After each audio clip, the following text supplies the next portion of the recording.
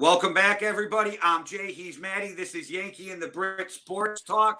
And today we're going to give you a preview of Super Wildcard Weekend, which the name still drives me insane. That's why I have fun with it. But because we have more teams in a Monday night game and all of that. So it's good. I'm excited for an extra day of football. I love the idea of the Monday night game.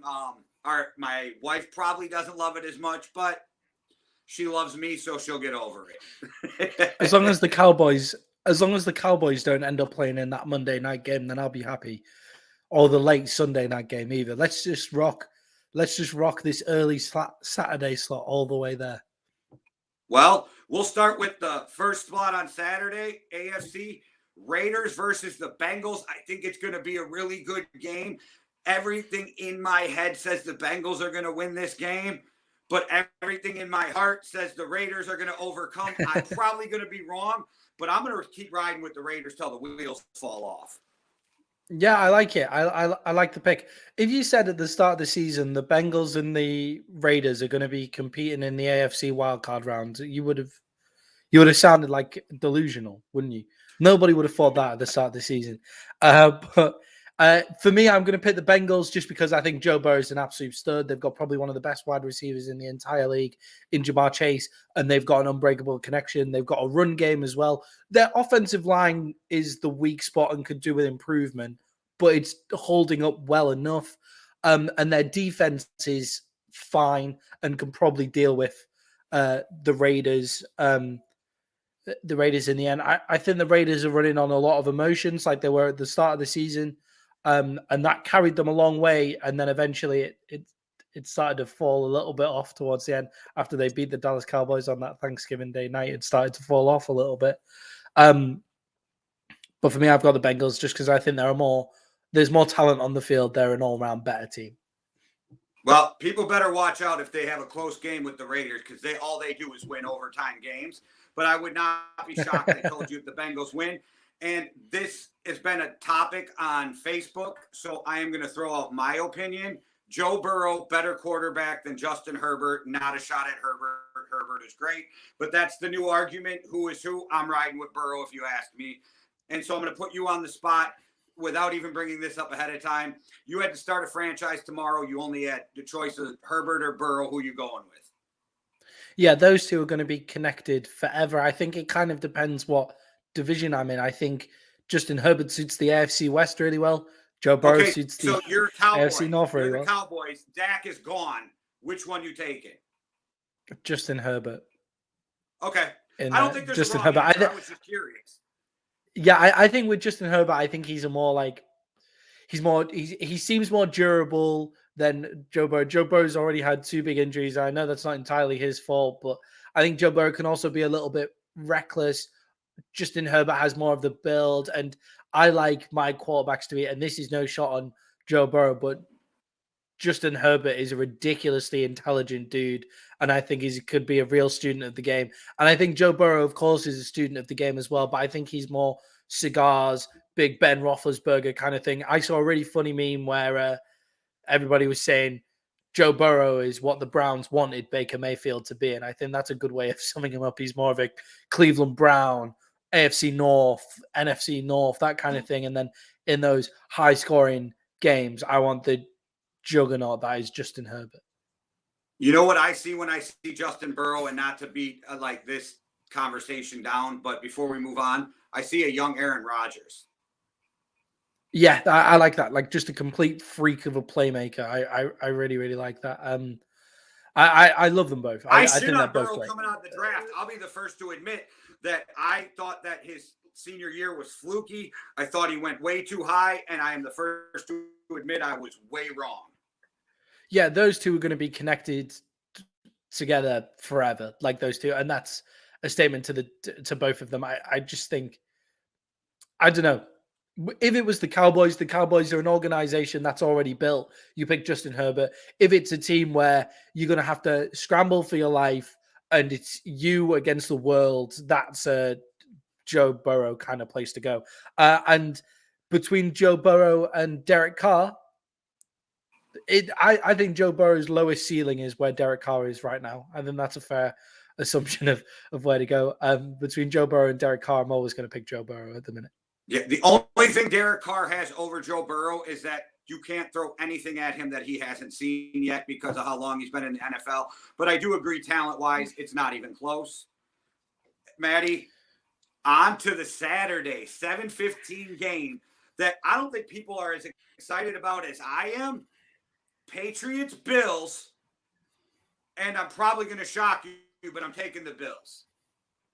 I like the Patriots Bills as a matchup. I'm very excited about it. And for me, after watching the Bills against the Jets, and I know the Patriots didn't do much better against Miami, but with Bill Belichick, I'm riding with the New England Patriots. And I know that's going to surprise a lot of people who watch our show.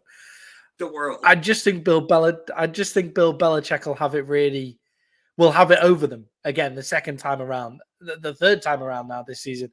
I think he'll have it over them. I think Bill Belichick in the playoffs is a different animal to Bill Belichick in the regular season. And that kind of worries me for the Bills. The fact they don't have a run game and the fact it's winter football up in Buffalo against a team that are used to playing in harsh conditions as well.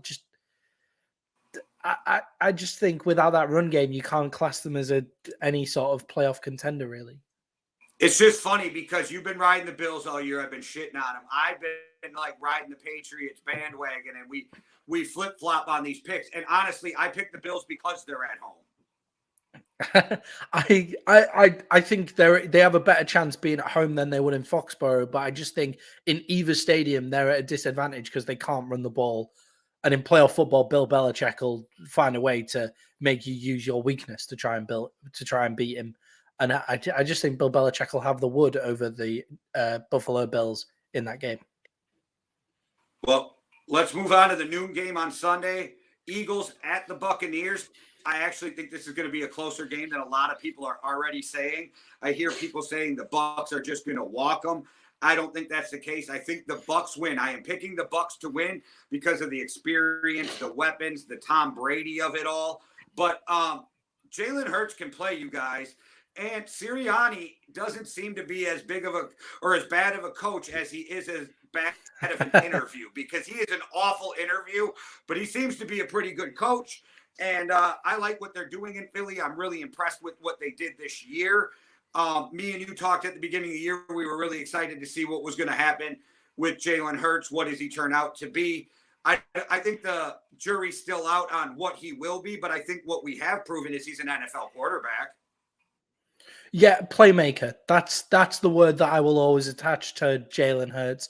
Playmaker, just because in any situation he can just come out and do something freaky and kind of win a game. Now, it's not always going to be the most consistent, but it could always happen.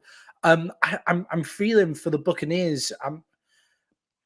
A very like Washington football team situation that they had last year from the New England, a team that they should walk when you look at each roster, but a team that's going to cause them more problems than you would think. But the Tampa Bay Buccaneers against running teams are always much stronger than they are against throwing teams because their defensive line's so much stronger than their secondary. I'm going to pick the Tampa Bay Buccaneers in this one, Tom Brady, to win over Jalen Hurts in that game. Well, the Sunday afternoon game, which will actually be 8:30 or 9:30 your time in the PM, it's the 49ers versus the Cowboys.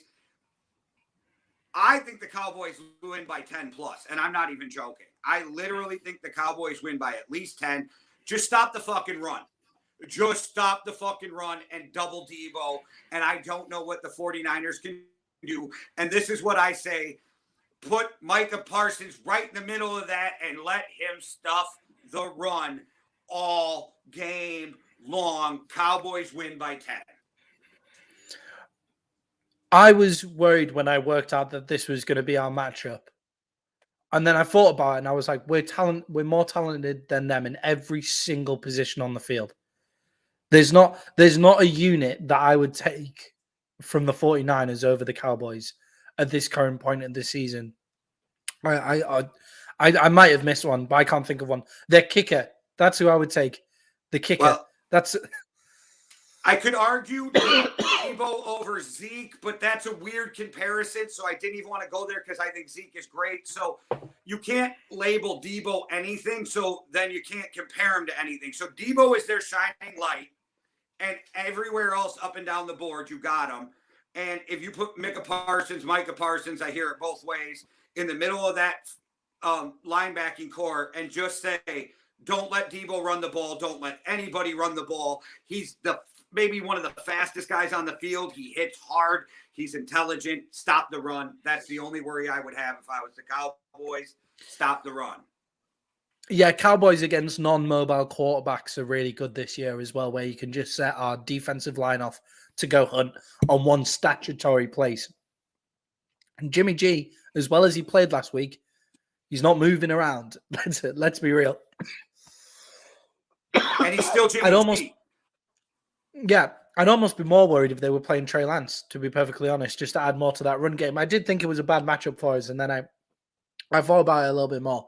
Also, you can say it's against the second string, whatever. We scored 51 points against a playoff team, and I know it's against the second string, but it's about getting that momentum going. We made the mistake when we went 13-3 of sitting and rusting our players, and that's what was said by Dak and Zeke.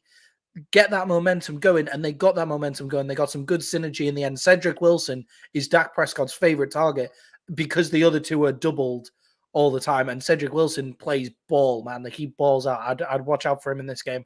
I'm feeling semi-confident that the Cowboys won't choke and they beat a team that they're better than in the playoffs. Well, and because the NFL loves you, we'll move on to the Sunday at 7:15 game here, which is 1:15 a.m. by you. 1:15. Hey, so Steelers versus Chiefs. It's Ben's farewell game. This is the last game Ben plays in the NFL. Shout out to the Steelers. Shout out Mike Tomlin. Shout out Big Ben on a Hall of Fame career. No doubt. I don't care what some of the haters on the internet want to say. Ben is a Hall of Famer. He's walking into first ballot Hall of Fame. And Ben is these people who are saying he's not, I swear, got to be too young to have watched him play when he was Big Ben, or they forgot, because Ben was a baller most of his career. But the Chiefs are too strong. The Chiefs are going to make a run, and Big Ben ain't Patrick Mahomes. Yeah, it's one of those things where it's all about retiring at the right time, isn't it? And you hope people that will remember his amazing career. I'm happy that this is the 1:15 game on Sunday. I've got to teach the next day. I'll probably be able to go to bed by 2 with this game being wrapped up and over, to be perfectly honest, and just catch up with the rest of the game on the 40 minutes after in the morning on my way to work. Yeah, I don't see a big surprise in this game. As good as the Steelers' defense is, kinda, like, it's not always the best, but as good as TJ Watt is, I think that's fair to say. As good as he is, Patrick Mahomes in the playoffs, where the Steelers are going to struggle. You're going to think they won't get close to 20 points. And if you can hold Patrick Mahomes to below 20 points in the playoffs, good luck is all I've got to say to the Steelers. They're the worst team in the playoffs this year, closely followed by the Raiders, possibly, in terms of talent on the field. I just don't see this ending well for them. I would have agreed with you. They're the worst team in the playoffs this year. And I would say followed by the 49ers, but we could argue that at a different time. But that's just because I think the 49ers are like stuck to running and defense. But onto a game that nobody seen coming, talking playoff matchups for the last couple weeks. Monday night, 7:15. Cardinals versus the Rams. Maddie, I told you there was a couple games I didn't know what to pick till we got there. This was one of the games. Everything in my head tells me that the Rams should win, but I think the Cardinals are going to win this game, so I'm going to stop doubting myself, and I'm taking the Cardinals to win this game. This is the game of the weekend for me. Two very exciting teams. I've picked the Rams just because I think they've got more experience at this level of play. Matt Stafford, even though he's been throwing picks, apart from last week, was playing well when he needed to and was playing well in the fourth quarter, even though he was the one digging the holes that got them in the spot in the fourth quarter anyway. the Cardinals did not look good against the Seahawks. Losing to the Seahawks compared to losing to the 49ers is not a good look. And they played their full team. I don't care what people say. Their full team was playing in that game. And I know Russell Wilson was playing, but he hasn't looked amazing all season either. I'm picking the Rams. I think they're coming in more of a high. I think they've got more talent in key positions. And I just think at the end of the day, the Rams seem to always have a big player making big plays. And as long as Stafford doesn't throw an interception in 2 minutes of the game, they come in and the 49ers aren't even there anymore. It's the Saints instead. And their big players will make a big play in a big game, like Von Miller, Jalen Ramsey, Odell Beckham, Matt Stafford, Cooper Kupp. When you list those off, that's big players who are able to make big plays in big games. No, I don't disagree with anything you said, and that's why I had a hard time picking this, but something tells me that this is the Cardinals game, but I could be wrong.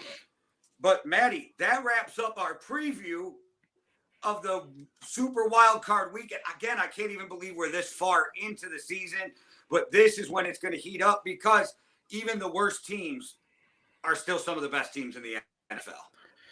Yeah, it's what I love about this weekend is some of the teams that are there. If you said they were going to be there even 4 or 5 weeks ago, I would say absolutely no way. So teams like the Steelers, the 49ers were not having a good season, or they didn't look good, really. The Eagles had to go on a run towards the end of the season to get in there. Even the Bengals, to some extent, were kind of so on and off, you didn't know whether they would make it. 5 weeks. And not to mention, the Tennessee Titans are the number 1 seed in the AFC. Let's not forget the guys who aren't playing this week. With the return that's of a King Henry. big thing for them. Yeah. Yeah, that's a big. Mr. That's Rogers. big for them. The Packers missing a bye. I don't think that makes as big a difference for them as people would think it would believe. Them having a bye, I think home field advantage is the thing for them. But the Tennessee Titans having a bye with King Henry is massive. That is absolutely huge for them. Oh, yeah, you nailed it. King Henry having that extra week to come back, practice, get a couple hits in practice, feel good. And then for the Packers is exactly what you said, is that the NFC Championship game runs through Lambeau Field, which is huge. And I know it did last year, but the difference is there was no fans last year. Lambeau is rocking with fans. So I don't know if it had changed the outcome, but it would have made it a different game. Yeah, and also the Buccaneers look less imperious. The Rams kind of look like they could fall apart any minute. The Cardinals are inexperienced. I mean, the Dallas Cowboys, we don't know what we're going to get from them every single week in terms of their offense. So I think this is the year for the Packers. If they're going to get Aaron that second Super Bowl, then this is their year. This is the year that they have to do it. All right, it's way too early, but we're going to leave it on this. Super Bowl predictions, Maddie. And I'll just go first, and I'll be honest with you. It might sound like it's the easy way out or whatever you want to say, but I literally have the Packers versus the Chiefs in the Super Bowl because I literally think they are the 2 best teams right now. Okay, so I was going to say Packers Chiefs when I looked at it. And just to be indifferent, and also because I think this genuinely could happen, I'm going to go Packers Bengals because the Bengals beat the Chiefs in the regular season in a way that is really, really impressive. And I think the way that Joe Burrow looks like one of those quarterbacks that when he gets on a hot streak, he's impossible to get off that hot streak. And I feel like that could be the way that takes them there. I think the Packers have got the upper hand in the NFC. And I think the fact that it runs through Nashville and we don't know what we're going to be getting from King Henry. We don't know what, and they've muffed a few playoff games recently. We don't know what we'll get out of them. I think the Bengals, if it's not going to be the Chiefs, it'll be the Bengals. That's what I'm trying to say. Packers, Bengals. I can't argue with you because that would have been my second pick in the AFC, and I'm not even joking. It's the Bengals. And there was a couple weeks ago, like you just said, it looked like the Bengals weren't even going to make the playoffs. They were in a bad spot, and they had some losses from some teams they needed, and they got wins at the right time, and they ended up winning their division. So no, I wouldn't put it past it. The team who gets hot at the right time, we've talked about it before.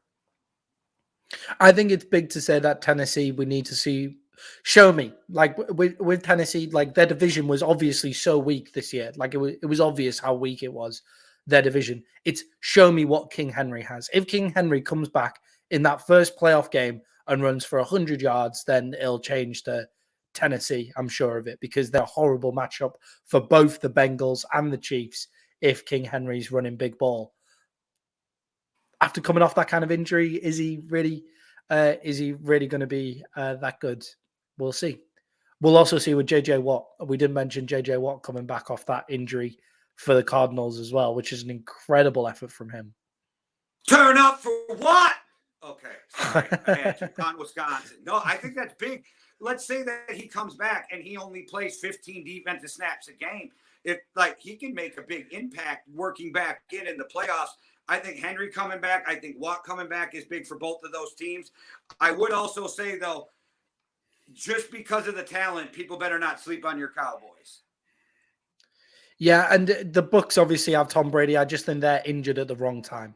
That's what I would say. That's just that. actually they the picked first up a lot. year I am actually worried about Tom Brady. Not him, but his team. Yeah, they've picked up injuries at the wrong time, and obviously one of their go-to wide receivers had a bit of a moment walking off the pitch. But that being said, Rob Gronkowski looks like he's playing some insane ball after last week as well. So we'll see what happens with them. Tom Brady always finds a way. He's still got more weapons than he had in New England, even though they're all injured. Yeah, this is true. All right, guys. Well, there you have it. That's our preview of the Super Wildcard weekend. And stay tuned. Wednesday, going live at 5 p.m. Eastern time for the first time. MMA Underground on YouTube. So tell a friend to tell a friend. All right, guys. One world, one love. Deuces.